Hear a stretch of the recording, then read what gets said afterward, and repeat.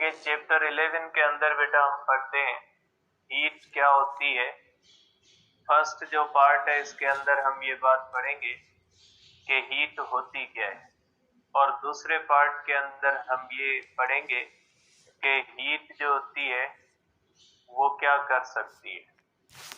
ठीक है, तो पहला हिस्सा जो होता है इस चैप्टर के सारा जो भी पार्ट्स है उसके अंदर हीट के बारे में ही डिस्कस करते हैं, लेकिन फर्स्ट पार्ट के अंदर हम ये चीज पढ़ेंगे कि हीट होती क्या है, और सेकंड पार्ट के अंदर हम ये पढ़ेंगे कि हीट क्या कर सकती है। तो बेटा हीट के बारे में आपने ये पढ़ा है कि हीट जो होती है ये एक किस्म की एनर्जी होती है। तो हीट को हम कॉमनली कहते हैं कि हीट जो होती है वो heat is form of energy. Heat is form of energy. कि हीट जो होती है वो की एनर्जी है। तो ये किस किस्म की एनर्जी है, क्योंकि आपको पता है कि जैसे हम कहते हैं light is form of energy, तो लाइट अगर एनर्जी है तो हम ये भी पढ़ते हैं कि लाइट या तो इलेक्ट्रोमैग्नेटिक वेव की सूरत में एक एनर्जी है या तो फोटॉन की सूरत में एक एनर्जी है। तो देखिए इसी तरह से जैसे मैंने कल भी आपको दो एग्जांपल्स दिए थे कि हम कहते हैं काइनेटिक एनर्जी है, तो अगर काइनेटिक एनर्जी है तो ये किस किस्म की एनर्जी है ये भी हमें पता है कि ये एनर्जी मोशन की वजह से आती है। या अगर पोटेंशियल एनर्जी, ये भी मैंने कल आपको बताया था कि अगर पोटेंशियल एनर्जी है तो ये भी आपको पता है ये वो एनर्जी है जो किसी भी बॉडी के अंदर आती है जब वर्क किया जाता है अगेंस्ट इलास्टिक फोर्स या वर्क किया जाता है अगेंस्ट कंजर्वेटिव फोर्स। तो देखिए जब हम कहते हैं कि heat is a form of energy, तो ये किस किस्म की एनर्जी है, इसका कौन सा फॉर्म है, तो नेचर ऑफ हीट भी जानना। इस चैप्टर के अंदर हम नेचर ऑफ हीट भी जानेंगे कि अगर ये हीट एक एनर्जी है तो ये किस किस्म की एनर्जी होती है। तो इसके बारे में हम कहेंगे बेटा नेचर ऑफ हीट।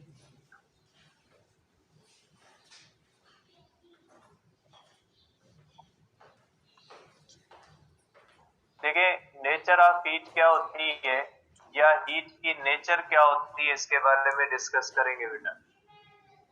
देखिए बेटा आपको पता है कि आपके बुक के अंदर इसके बारे में दो थ्योरीज दी गई है। एक थ्योरी दी गई है जिसको हम कहते हैं क्लासिकल थ्योरी या कैलोरिक थ्योरी, और दूसरी जो थ्योरी दी गई है जिसको डायनामिकल थ्योरी या मॉडर्न थ्योरी कहते हैं। अब इन दोनों थ्योरीज के बारे में डिस्कस करेंगे कि ये हीट के बारे में क्या कहती है बेटा। तो इसमें सबसे पहले बेटा हमारे पास दी गई है जो थ्योरी दी गई है इसको हम कहते हैं कैलोरिक थ्योरी, या आप इसको कह सकते हैं classical theory.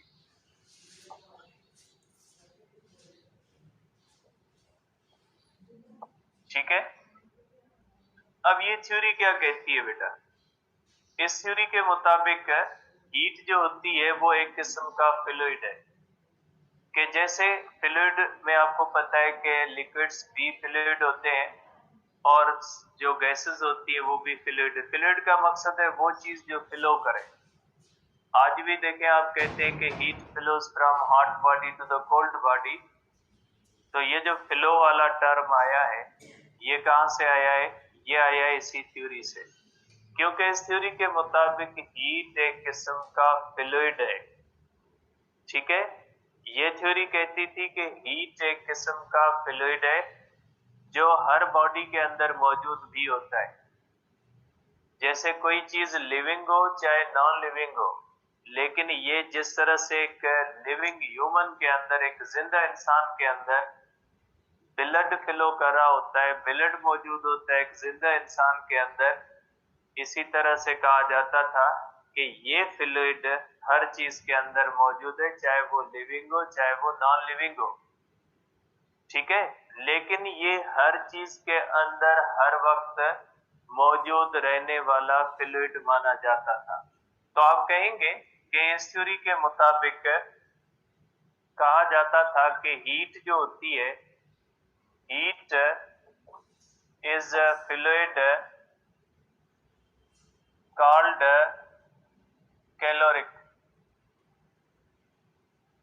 called caloric present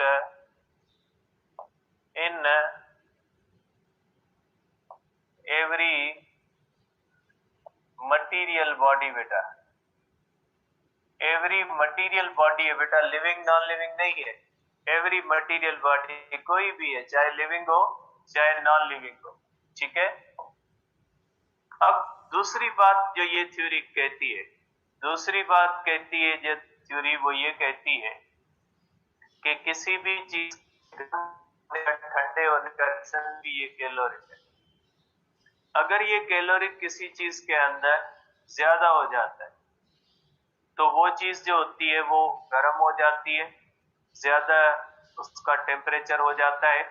अगर ये किसी भी चीज के अंदर कम हो जाता है तो वो चीज ठंडी हो जाती है, उसका टेम्परेचर लो हो जाता है। मीन्स गर्म होने का और ठंडे होने का जो रीजन है वो कैलोरिक की मौजूदगी। अगर कैलोरिक ज्यादा है तो ये चीज गर्म हो जाएगी, अगर किसी चीज के अंदर कैलोरिक कम है तो वो चीज ठंडी हो जाएगी।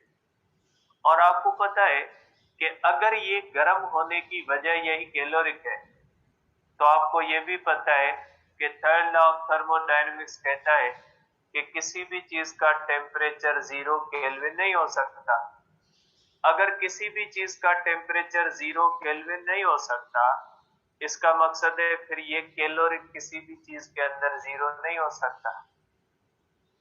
मीन्स ये हर वक्त फिर मौजूद रहने वाली चीज बन जाएगी, ठीक है। ये ऐसा नहीं होगा कि ये किसी भी चीज से कंप्लीटली खत्म हो जाए। जैसे बलून होता है, एयर फिल्ड होती है, बलून से आप एयर कंप्लीटली खत्म कर सकते हैं, ज्यादा भी कर सकते हैं, 0 भी कर सकते हैं, लेकिन ऐसा नहीं हो सकता।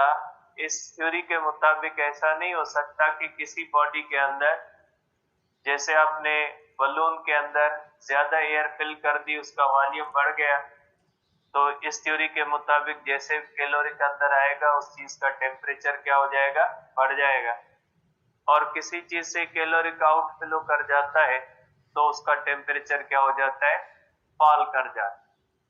तो अगर इस बात को आप कहते हैं कि यही कैलोरिक जो होता है ये किसी भी चीज के ठंडा होने या गर्म होने की वजह है, तो इसका मतलब है कि ये कैलोरिक हर वक्त हर बॉडी के अंदर मौजूद रहता है। मीन्स ये बॉडी की कैरेक्टरिस्टिक प्रॉपर्टी है, क्योंकि वो चीज जो हर वक्त किसी भी बॉडी के अंदर मौजूद रहे उसको आप प्रॉपर्टी कहते हैं। मास है, अट्रैक्शन मास की प्रॉपर्टी है, जब तक मास होगा तब तक अट्रैक्शन होगी, मास होते हुए अट्रैक्शन 0 नहीं कर सकते। इलेक्ट्रॉन और प्रोटॉन है, जब तक इलेक्ट्रॉन न्यूट्रल नहीं होता, बॉडी न्यूट्रल होती है, इलेक्ट्रॉन ही रहता है। इलेक्ट्रॉन न्यूट्रल नहीं होता, न्यूट्रल बॉडी होती है, ठीक है। इलेक्ट्रॉन है या प्रोटॉन है, उनकी प्रॉपर्टी है चार्ज, और उस प्रॉपर्टी की वजह से वो एक दूसरे को अट्रैक्ट भी कर सकते हैं और रिपेल, और ये उनके ऊपर हर वक्त रहनी है। जब तक किसी चीज में चार्ज होगी, नेगेटिव चार्ज के सिवा आप किसी चीज को इलेक्ट्रॉन नहीं कहोगे। तो अगर ये थ्योरी कहती है कि किसी भी चीज के गर्म होने का या ठंडा होने का रीजन कैलोरिक है, इसका मकसद ये हुआ कि ये फिर हर बॉडी के अंदर हर वक्त मौजूद रहने वाली चीज है। ये किसी भी बॉडी के अंदर कभी भी 0 नहीं हो सकती, क्योंकि अगर ये 0 होगी तो उसका टेम्परेचर 0 केल्विन हो जाएगा। Means third law of thermodynamics कहता है कि 0 नहीं हो सकता। और आपको भी पता है डिफरेंट रीजन है कि 0 केल्विन क्यों नहीं हो सकता, जब आएगा तो इसको डिस्कस करेंगे। तो आप कह सकते हैं बेटा इसके बारे में कि ये थ्योरी कहती है कि हॉट बॉडीज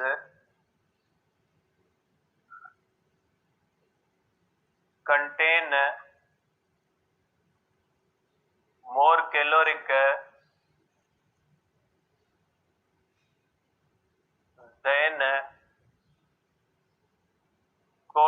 बॉडीज। ठीक है, और आप कह सकते हैं कि इस थ्योरी के मुताबिक heat is characteristic property of system. Heat is characteristic property of system. कि ये सिस्टम की कौन सी प्रॉपर्टी होती है? कैरेक्टरिस्टिक प्रॉपर्टी है। और हीट, अब देखिए बेटा, अब आगे हम करते हैं बेटा इसकी प्रॉपर्टीज कैलोरिक की। कि ये जो कैलोरिक फ्लूइड हम कहते हैं, इसकी प्रॉपर्टीज क्या होती है बेटा? ठीक है, ये हमने यहाँ पे डिस्कस किया कि इस थ्योरी के मुताबिक ये एक किस्म का फ्लूइड है, तो हर फ्लूइड की कुछ प्रॉपर्टीज होती है। ठीक है, जैसे फॉर एग्जांपल वाटर है, वाटर की अपनी प्रॉपर्टीज होती है। ब्लड है, ब्लड की अपनी प्रॉपर्टीज होती है। एयर है, एयर की अपनी प्रॉपर्टीज है। गैसेस मुख्तलिफ है, डिफरेंट गैसेस है, हर गैस की अपनी अपनी प्रॉपर्टीज होती है। तो अगर हम कहते हैं कि ये किस्म का फ्लूइड है, तो इसकी कौन सी प्रॉपर्टीज है? पहली बात आप जो ऑब्जर्व करते हो इस फ्लूइड की, कि जब आप किसी भी चीज को गर्म करते हो तो उन चीजों की साइज में फर्क आता है। जैसे अगर कोई लीनियर चीज होती है, उसको गर्म करने से उसकी लेंथ बढ़ जाती है। अगर कोई बॉडी शीट की तरह होती है तो उसको गर्म करने से उसकी एरिया चेंज हो जाती है। बाकी कॉमनली मुख्तलिफ चीजों का वॉल्यूम चेंज हो जाता है। तो देखें, इसका मतलब है जब आप किसी भी चीज को गर्म करते हो तो उसके अंदर आप ज्यादा कैलोरिक भरते हो, तो ज्यादा कैलोरिक भरने की वजह से वो चीजें एक्सपेंड होती है। ठीक है, अब ये चीजें जो होती है, ये एक्सपेंड क्यों होती है? जैसे बलून है, उसके अंदर आप ज्यादा एयर भरोगे तो वो एक्सपेंड होगा। अब ये एक्सपेंड क्यों होता है? इसकी एक्सपेंशन की वजह क्या है? तो बेटा आप कह सकते हैं कि ये कहा जाता था कि ये जो कैलोरिक है, इसके अंदर एक सेल्फ रिपल्शन की प्रॉपर्टी होती है। जैसे आप एक बलून के अंदर इलेक्ट्रॉन्स भर दें तो इलेक्ट्रॉन एक दूसरे को रिपेल करेंगे, नतीजा ये निकलेगा कि बलून जो होगा वो एक्सपेंड करेगा। इसी तरह से कहा जाता था कि जब ये किसी भी चीज के अंदर ज्यादा भरा जाता है तो इस कैलोरिक के अंदर की प्रॉपर्टी होती है, और रिपल्शन की प्रॉपर्टीज होने की वजह से जब ये किसी भी चीज के अंदर ज्यादा हो जाता है तो उस चीज के मॉलिक्यूल्स को एक दूसरे से दूर रिपेल करता है। नतीजा ये निकलता है कि वो चीज जो होती है उसके अंदर जो है वो उसकी साइज जो होती है वो बढ़ जाती है। इंटरमॉलिक्यूलर जो स्पेसिंग होता है वो बढ़ जाता है। तो आप कह सकते हैं कि ये माना जाता था कि ये जो फ्लूइड है, इसके अंदर सेल्फ रिपल्शन की प्रॉपर्टी है, और सेल्फ रिपल्शन की प्रॉपर्टी होने की वजह से जब ये किसी चीज के अंदर ज्यादा हो जाता है तो ज्यादा होने की वजह से ज्यादा रिपल्शन आती है, और ज्यादा रिपल्शन आने की वजह से जो उस बॉडी के मॉलिक्यूल्स होते हैं वो एक दूसरे से ज्यादा दूर चले जाते हैं, और एक दूसरे से ज्यादा दूर चले जाने की वजह से उनकी साइज में चेंज आती है। मीन्स थर्मल एक्सपेंशन का रीजन जो माना जाता था, आजकल जो हम मानते हैं मॉडर्न थ्योरी के मुताबिक गर्म करने से इंटरमॉलिक्यूलर स्पेसिंग बढ़ जाती है। इस थ्योरी के मुताबिक हम ये मानते थे कि जब किसी भी चीज के अंदर ये ज्यादा हो जाता है तो सेल्फ रिपल्शन की वजह से उसके अंदर जो मॉलिक्यूल्स होते हैं, ये जो फ्लूइड खुद होता है, ये अपने आप को अपने आप से दूर जो है वो रिपेल करता है। नतीजा ये होता है कि चीजें फूल जाती हैं और फैल जाती है इस तरह से जब उनको गर्म किया जाता है, उनकी अंदर एक्सपेंशन आती है। तो आप कहोगे कि इसके बारे में कहा जाता था कि कैलोरिक जो होता है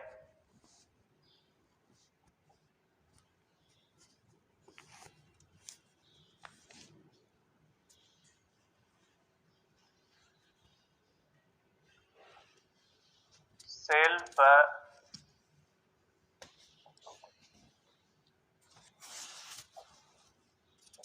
ये सेल्फ रिपल्सिव फ्लूइड माना जाता था, ठीक है।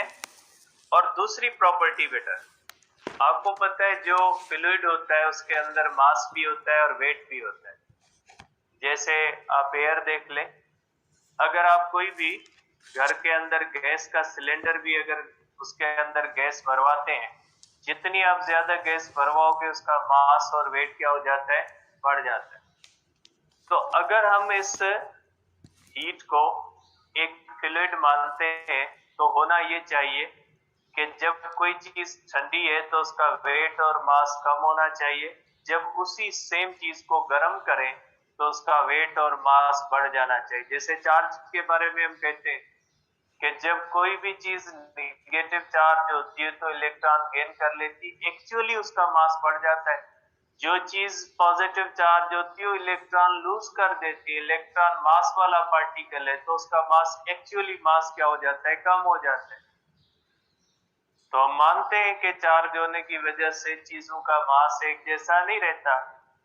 तो अगर हम कहते हैं, अगर हम ये कहते हैं कि ये एक फ्लूइड है, तो ये जिस चीज के अंदर ज्यादा होना चाहिए उसका वेट और मास ज्यादा होना चाहिए। लेकिन अगर हम एक चीज को ठंडी चीज, ये पेन ठंडी है, अगर इसका वेट मास करें, फिर भले इसका टेम्परेचर बढ़ा के वेट मास करे, इसके वेट मास पे कोई फर्क नहीं पड़ने वाला।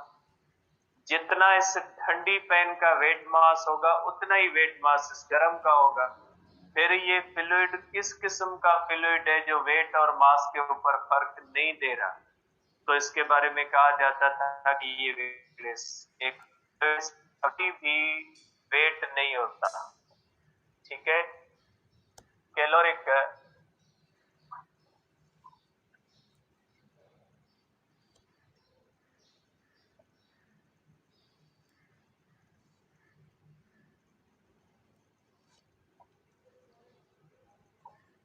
ये एक वेटलेस फ्लूइड माना जाता था, ठीक है। अब देखें, दूसरी इसकी तीसरी प्रॉपर्टी होती थी कि ये एक ऐसा फ्लूइड था जो इनविजिबल माना जाता था, कि इस फ्लूइड को आप देख नहीं पाएंगे। जैसे एयर होती है, हवा होती है, आप नहीं देख सकते एयर को, लेकिन आप उसे इनकार तो नहीं कर सकते कि एयर नहीं है, एयर है, आप महसूस कर सकते हो। तो इसी तरह से ये एक ऐसा फ्लूइड माना जाता था कि जब ये एक चीज से फ्लो करके दूसरी चीज में जा रहा होता, अगर एक गर्म चीज है, एक ठंडी चीज है, साथ मिला के रखेंगे तो गर्म चीज ठंडी हो जाएगी, ठंडी चीज गर्म हो जाएगी। इसका मकसद है कि ये गर्म चीज से फ्लो करके किस तरफ चला गया है, ठंडी चीज की तरफ चला गया है। तो आपको ये आते जाते दिखाई नहीं देगा। मीन्स ये जो एक ऐसा फ्लूइड कहा जाता था जो इनविजिबल माना जाता था। तो आप कहोगे कैलोरिक, कैलोरिक was considered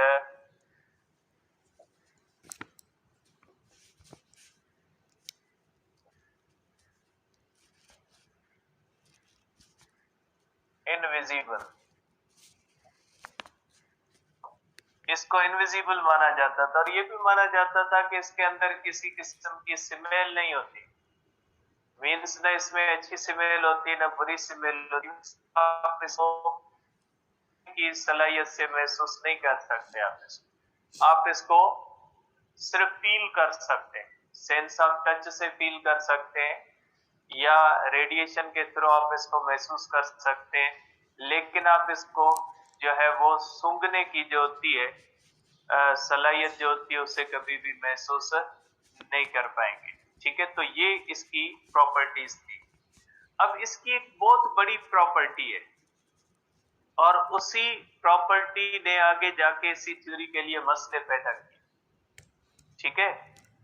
देखिए अब ये थ्योरी कौन सी है, ये प्रॉपर्टी कौन सी है। देखिए ये कैलोरिक एक एनर्जी को रिप्रेजेंट कर रहा है, क्योंकि मैंने फर्स्ट लाइन लिखी है कि हीट जो है वो क्या है, वो फॉर्म ऑफ एनर्जी है। जब मैं कहता हूं कि heat is a form of energy, पहली मैंने लाइन लिखी है अगर ये एनर्जी है तो ये एनर्जी किस सूरत में, ये थ्योरी कहती है ये एनर्जी कैलोरिक की सूरत में होती है, क्योंकि ये थ्योरी कहती है हीट कैलोरिक है। इसका मकसद है एनर्जी किस सूरत में है, ये एनर्जी कैलोरिक की सूरत में। मीन्स ये जो फ्लूइड है ये किसको रिप्रेजेंट कर रहा है, ये एनर्जी को रिप्रेजेंट। पानी एक फ्लूइड है, एनर्जी को रिप्रेजेंट नहीं कर रहा। एयर एक फ्लूइड है, एनर्जी को रिप्रेजेंट नहीं करती। विंड के अंदर एनर्जी होती है, लेकिन विंड खुद एनर्जी नहीं होती, उसकी काइनेटिक एनर्जी होती, मोशन की वजह से उसकी एनर्जी होती, लेकिन विंड खुद तो एनर्जी नहीं होती। इसी तरह से अगर आप कहते हो कि हीट इज फ्लूइड, डेफिनेशन के अंदर मैंने लिखा है कि हीट एक फ्लूइड है। ये थ्योरी कहती थी heat is fluid, heat fluid है, मीन्स वो फ्लूइड जो है तो मीन्स हीट एनर्जी भी है, हीट कैलोरिक भी है, means caloric is energy. Means caloric किसको रिप्रेजेंट कर रहा है, एनर्जी को। Law of conservation of energy कहता है heat energy can not be created, can not be destroyed. इसका मकसद है कि फिर कैलोरिक को आप डिस्ट्रॉय नहीं कर सकते, कैलोरिक को आप जो है वो क्रिएट नहीं कर सकते।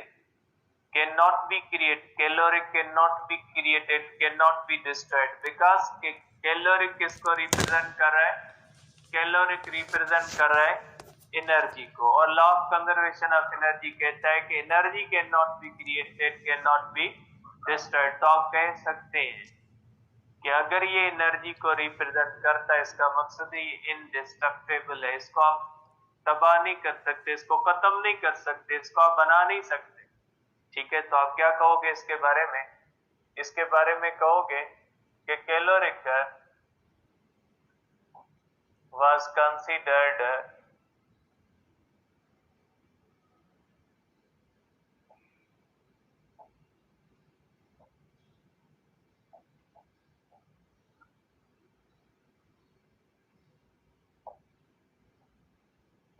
इसको इंडिस्ट्रक्टेबल जो है वो कंसीडर किया जाता था।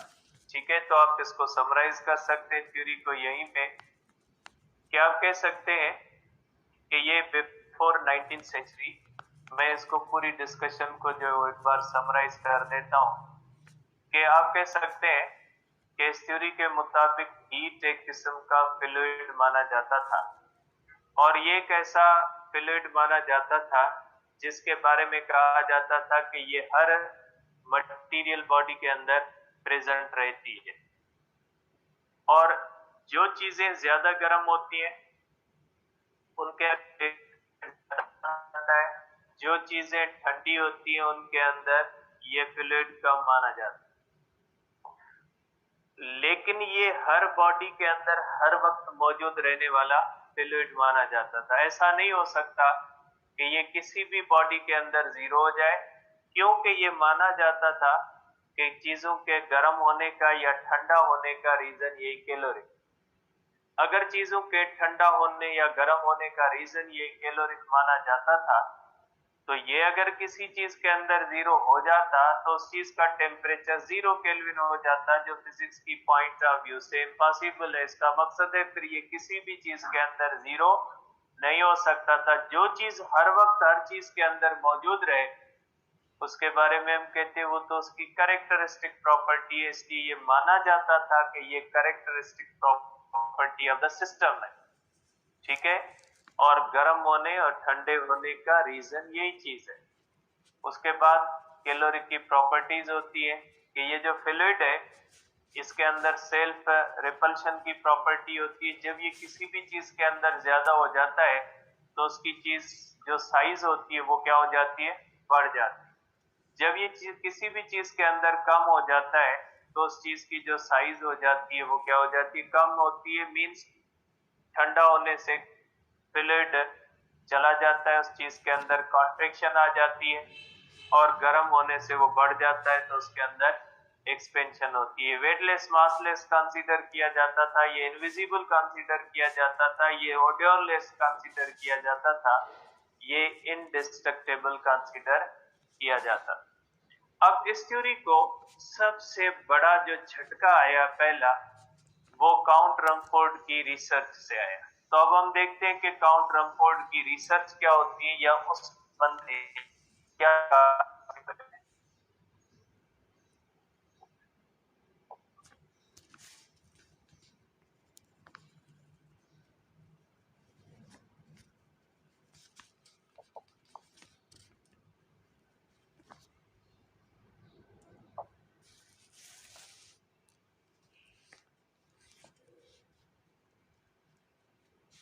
काउंट रमफोर्ड की एक्सपेरिमेंटल रिजल्ट क्या होती है बेटा, देखें। देखिए, ये आप कह सकते हैं कि ये जो बंदा था, ये ऐसी जगह पे काम करता था जहां पे कैनन मजल के अंदर ड्रिल किया जाता।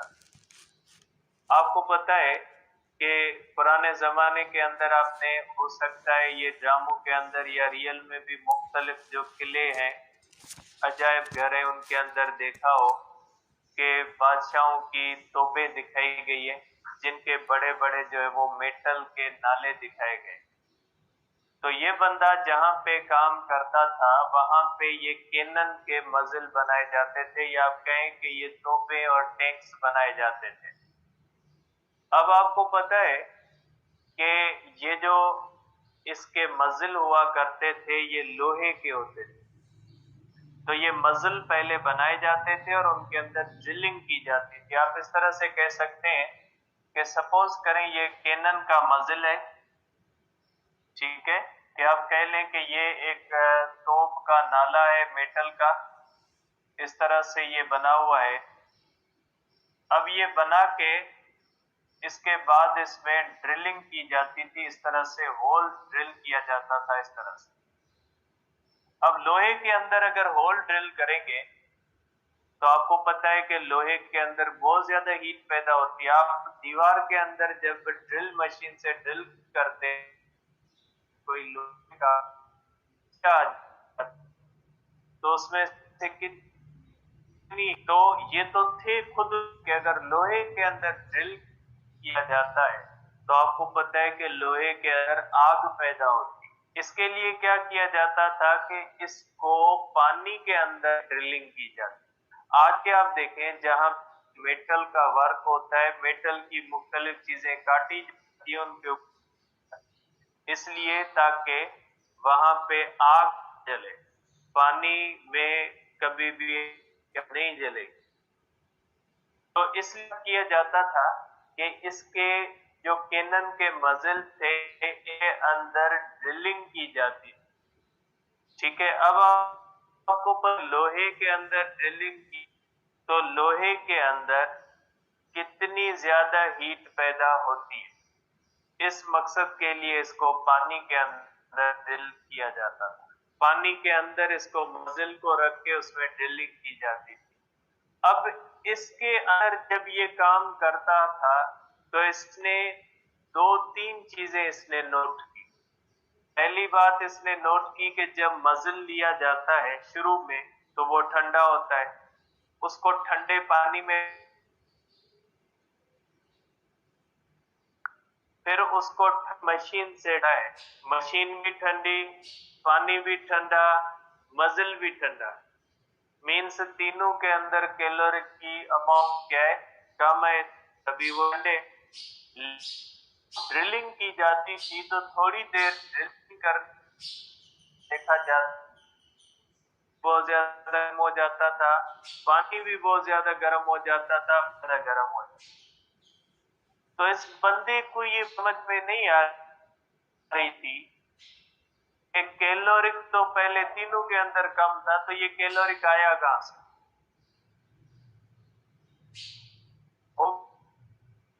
अगर सबकी चीज आया कहां से, ठीक है, ये जो है ये आया किस जगह से, ये आया कहां से, ठीक है, पहली बात। उसके बाद उसने एक्सपेरिमेंट को तरीके से एक्सपेरिमेंट किया, क्या कि दो मजलिए और दो मशीनें ली। एक मजिल, एक मशीन नई थी, पानी, दोनों मजिल को उसने पानी में रखा, एक मजिल के अंदर ड्रिलिंग नहीं फेंकी और दूसरी मजिल के अंदर ड्रिलिंग मशीन से इसने इसके अंदर एक और मशीन के साथ जब बोर किया जाता है तो पानी कम गर्म होता है, के हम पुरानी मशीन के साथ जाता है तो ज्यादा उसके अंदर हीट पैदा होता है, ज्यादा मजल भी गर्म होता है, ज्यादा मशीन भी गर्म होती है। ठीक, ये थी दूसरी बात। तीसरी बात इसने नोट की कि जब ड्रिलिंग की जाती है तो ड्रिलिंग के नतीजे में जो होल होता है उससे कुछ न कुछ टुकड़े निकलते होंगे, लोहे का चूरा निकलता होगा, जैसे दीवार के अंदर हम ड्रिल करते हैं चूरा निकलता है, वो किसके अंदर मिक्स होता होगा? पानी के अंदर। जब वो पानी के अंदर मिक्स होता होगा तो उसका अपना कैलोरी तो चला गया होता पानी के अंदर। जैसे ये मट्टी के टुकड़े अगर नीचे इसमें ड्रिल करें तो इससे जो भी चूरा आएगा किसमें चला जाएगा? पानी। तो अगर आप मजिल के अंदर ड्रिलिंग करते हैं और ड्रिलिंग के दौरान जैसे आप इसको देख लें कि ये पानी का ड्रम है, ठीक है, ये पानी का आप एक ड्रम ले लें और ये इसके अंदर आप समझे कि ये इस तरह से पानी भरा हुआ है, इसके अंदर आप मजिल रखते हैं और इसके अंदर आप ड्रिलिंग करते हैं। ड्रिलिंग करने से इसमें से जो लोहे के टुकड़े आएंगे वो किसमें मिक्स हो जाएंगे? पानी के अंदर। और जो पानी के अंदर मिक्स होंगे मीन्स उन टुकड़ों का कैलोरी किस तरफ चला गया होगा? पानी की तरफ। तभी पानी गर्म हुआ है ना, क्योंकि कैलोरिक थ्योरी कहती थी कि ये कैलोरिक की वजह से गर्म। तो ये कैलोरिक आया कहां से? तो ये हो सकता था कि जब ड्रिलिंग की जाती थी उसमें से जो टुकड़े निकलते थे, उन टुकड़े जब पानी के अंदर मिक्स होते थे तो उन टुकड़ों का कैलोरी किसमें चला जाता होगा? पानी के अंदर चला जाता होगा और इसीलिए पानी गर्म होता होगा। तो उन टुकड़ों को इंटीग्रेट किया तो उसको ऐसा कुछ भी महसूस नहीं हुआ। जैसी प्रॉपर्टीज उन टुकड़ों की थी वैसी प्रॉपर्टीज किसकी थी? मजिल की थी। मीन्स उन टुकड़ों की नेचर में कैलोरिक को लूज करने के बाद भी कोई फर्क महसूस नहीं हुआ। जो प्रॉपर्टीज उस मजिल के लोहे की थी वही प्रॉपर्टीज किसकी पाई गई? उन टुकड़ों की पाई गई। मीन्स जैसी नेचर टुकड़ों की थी वैसी नेचर किसकी थी? मजिल की थी। तो ये तीन रिजल्ट्स इसने महसूस की। पहली रिजल्ट कौन सी? पहली रिजल्ट ये कि जब किसी भी मजिल के अंदर ड्रिलिंग की जाती है तो उसका पानी, वो मजिल और जो है उसके साथ वो मशीन, तीनों गर्म होते। ऐसा लग रहा था कि कैलोरिक पैदा हुआ है, क्योंकि चीजें क्या थी? तीनों चीजें ठंडी थी। अगर बोरिंग करने के बाद तीनों चीजें गर्म होगी, इसका मकसद ये कैलोरिक यहाँ पे पैदा हुआ है। कैलोरिक की प्रॉपर्टी क्या? इनस्टेबल। थ्योरी कहती थी नहीं होगा ऐसा, एक्सपेरिमेंट कहता था कि लग रहा है कि ऐसा हो रहा है। दूसरी बात कि अगर ठीक है ऐसा होता है तो जैसी नई मशीन वैसी पुरानी मशीन, फिर दोनों में डिफरेंट क्यों आया? इसका मकसद है एक जगह पे ज्यादा हो रहा है, दूसरी जगह पे कम हो रहा है। और तीसरी बात कि अगर ये उन टुकड़ों से निकला हुआ कैलोरिक है तो टुकड़ों की नेचर अलग होनी चाहिए, मजिल की नेचर क्या होनी चाहिए? अलग। ऐसा भी नहीं था। तो काउंट रमफोर्ड एक बहुत ही इंपॉर्टेंट नतीजे पे पहुंचा कि एक्चुअली होता यह है कि जब हम ड्रिलिंग करते हैं तो हम वर्क करते हैं और वही वर्क किस में कन्वर्ट हो रहा है? वही वर्क जो होता है वो हीट पैदा कर रहा है। मीन्स हीट कोई फ्लूइड नहीं है कि जिसके बारे में हम माने कि ये चीज गर्म हुई है तो कहीं और से कैलोरिक आया है उसने गर्म किया। ऐसा नहीं है। इसने ये कंक्लूड किया कि एक्चुअली जब ड्रिलिंग की जाती है तो उसके अंदर वर्क किया जाता है, वो वर्क किस में चेंज हो जाता है? वो वर्क हीट के अंदर कन्वर्ट हो रहा है। मीन्स ये किसी किस्म का फ्लूइड नहीं है। अगर फ्लूइड होता तो फिर वर्क करने से चीजें जो है वो गर्म नहीं होती, लेकिन इसका ताल्लुक वर्क के साथ है। जब वर्क किया जाता है, पुरानी मशीन के ऊपर ज्यादा वर्क किया जाता है ड्रिलिंग के लिए, और नई मशीन के ऊपर कम वर्क किया जाता है। ये इस बात की इंडिकेशन है कि इस हीट का ताल्लुक इसके साथ है, वर्क के साथ है। तो आप इसको इस तरह से कह सकते हैं, ठीक है। इसके बारे में आप ये कहोगे कि ये जो होता है,